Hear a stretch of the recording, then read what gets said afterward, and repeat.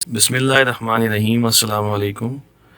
اسلام دین حیات ہے، کوئی اور مذہب اس کی وسعتوں کا مقابلہ نہیں کر سکتا۔ اسلام تمام تر معمولات زندگی میں رہنمائی کرتا نظر آتا ہے۔ ہمارے پیارے رسول کریم صلی اللہ علیہ وآلہ وسلم کا معمول تھا کہ آپ فجر کی نماز کے بعد صحابہ کے ساتھ نشست فرماتے تھے۔ آپ فرماتے کہ کسی نے کوئی خواب دیکھا ہے تو مجھ پر پیش کرو، کوئی سوال عرض کرنا چاہتا تو وہ آپ پر پیش کیا جاتا۔ لوگوں نے پوچھا، یا رسول اللہ، کیا ہم اپنے رب کو قیامت میں دیکھ سکیں گے؟ آپ نے جواب کے لیے پوچھا، کیا تمہیں 14ویں رات کے چاند کے دیکھنے میں، جبکہ اس کے قریب کہیں بادل بھی نہ ہو، شبہ ہوتا ہے؟ لوگ بولے، ہرگز نہیں یا رسول اللہ۔ پھر آپ نے پوچھا، اور کیا تمہیں سورج کے دیکھنے میں، جبکہ اس کے قریب کہیں بادل بھی نہ ہو، شبہ ہوتا ہے؟ لوگوں نے کہا، نہیں یا رسول اللہ۔ پھر آپ نے فرمایا کہ رب العزت کو تم اس طرح دیکھ سکو گے، لوگ قیامت کے دن جمع کیے جائیں گے، پھر اللہ تعالیٰ فرمائے گا کہ جو جسے پوچھتا تھا وہ اس کے ساتھ ہو جائے۔ چنانچہ بہت سے لوگ سورج کے پیچھے ہو لیں گے، بہت سے چاند کے، اور بہت سے بتوں کے ساتھ ہو لیں گے۔ یہ امت باقی رہ جائے گی، اس میں منافقین بھی ہوں گے۔ پھر اللہ تعالیٰ ایک نئی صورت میں آئے گا اور ان سے کہے گا کہ میں تمہارا رب ہوں۔ وہ منافقین کہیں گے کہ ہم یہیں اپنے رب کے آنے تک کھڑے رہیں گے، جب ہمارا رب آئے گا تو ہم اسے پہچان لیں گے۔ پھر اللہ عز و جل ان کے پاس ایسی صورت میں جسے وہ پہچان لیں آئے گا اور فرمائے گا کہ میں تمہارا رب ہوں۔ وہ بھی کہیں گے، بے شک تو ہمارا رب ہے۔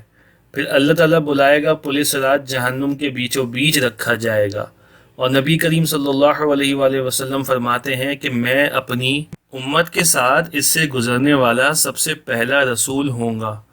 اس روز سوائے انبیاء کے کوئی بھی بات نہ کر سکے گا، اور انبیاء بھی صرف یہ کہیں گے کہ اے اللہ مجھے محفوظ رکھیو، اے اللہ مجھے محفوظ رکھیو۔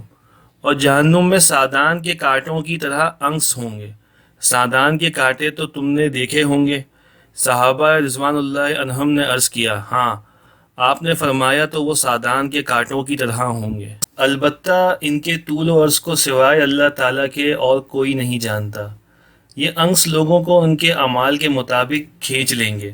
بہت سے لوگ اپنے اعمال کی وجہ سے ہلاک ہوں گے، بہت سے ٹکڑے ٹکڑے ہو جائیں گے، پھر ان کی نجات ہوگی۔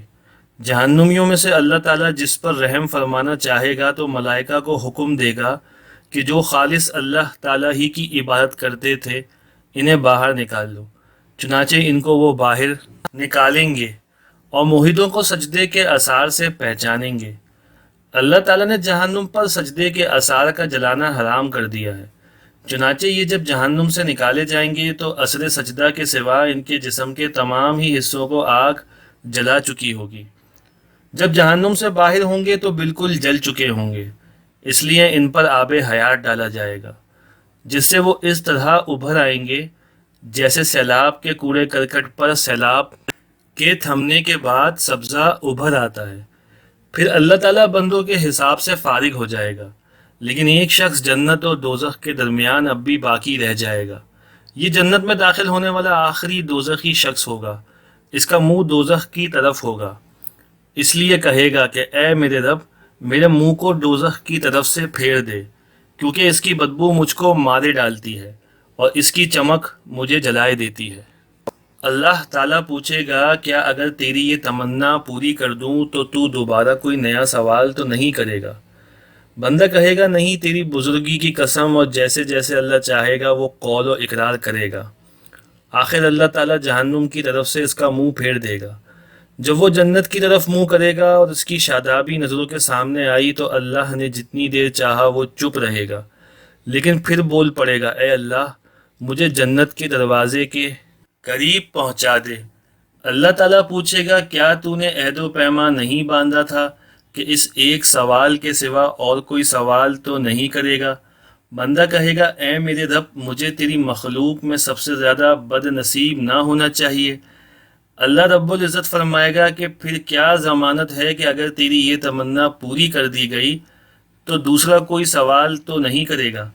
بندہ کہے گا، نہیں، تیری عزت کی قسم، اب دوسرا سوال کوئی تجھ سے نہیں کروں گا۔ چنانچہ اپنے رب سے ہر طرح عہد و پیما باندھے گا اور جنت کے دروازے تک پہنچا دیا جائے گا۔ دروازے پر پہنچ کر جب جنت کی پنہائی، تازگی اور مسرتوں کو دیکھے گا تو جب تک اللہ تعالیٰ چاہے گا وہ بندہ چپ رہے گا، لیکن آخر بول پڑے گا کہ اے اللہ مجھے جنت کے اندر پہنچا دے۔ اللہ تعالیٰ فرمائے گا افسوس اے ابن آدم، تو ایسا دغاباز کیوں بن گیا؟ کیا ابھی تو نے عہد و پیما نہیں باندھا تھا کہ جو کچھ مجھے دیا گیا اس سے زیادہ اور کچھ نہ مانگوں گا؟ بندہ کہے گا اے رب مجھے اپنی سب سے زیادہ بد نصیب مخلوق نہ بنا۔ اللہ پاک ہنس دے گا اور اسے جنت میں بھی داخلے کی اجازت عطا فرما دے گا، اور پھر فرمائے گا مانگ کیا ہے تیری تمنا؟ چنانچہ وہ اپنی تمنائیں اللہ تعالیٰ کے سامنے رکھے گا، اور جب تمام تمنائیں ختم ہو جائیں گی تو اللہ تعالیٰ فرمائے گا کہ فلاں چیز اور مانگو، فلاں چیز کا مزید سوال کرو۔ خود اللہ پاک ہی یاد دہانی کرائے گا، اور جب وہ تمام تمنائیں پوری ہو جائیں گی تو فرمائے گا کہ تمہیں یہ سب اور اتنی ہی اور دی گئیں۔ ابو سعید خدری رضی اللہ عنہ نے ابو ہریرہ رضی اللہ عنہ سے کہا کہ رسول اللہ صلی اللہ علیہ وآلہ وسلم نے فرمایا کہ یہ اور اس سے 10 گنا اور زیادہ تمہیں دی گئیں۔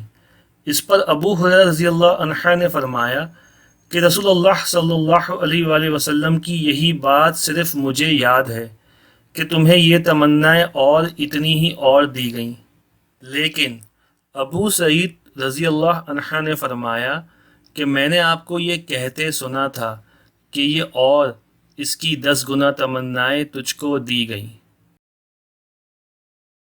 قرطبہ ٹی وی کو سبسکرائب کریں، بیل آئیکن پہ کلک کریں، اس سے ہماری نئی آنے والی ویڈیوز کی نوٹیفیکیشن آپ کو موصول ہو جائیں گی۔